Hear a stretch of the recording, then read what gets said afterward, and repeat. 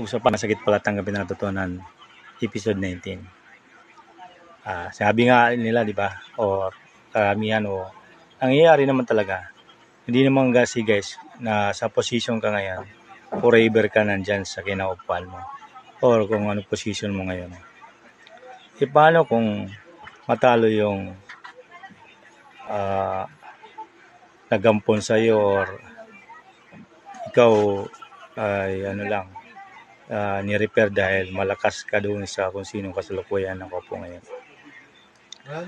Ang masakit lang doon, baka hindi pa nga matapos yung term, may palitan ka na dahil nakikita na abusado ka. Kaya wag natin hayaan na yung pinanghahawakan natin ngayong position man yan o anumang nakukuha mo ngayon na ano sa'yo, ano yung man yan.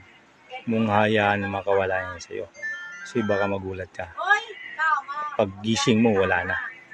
Kaya mas maganda talaga guys, yung magkumbaba na lang tayo kung anong meron. Hindi yung magyayabang pa. Yun ang masakit. Pag nawala na sa'yo yung pagyayabang. Yan lang guys.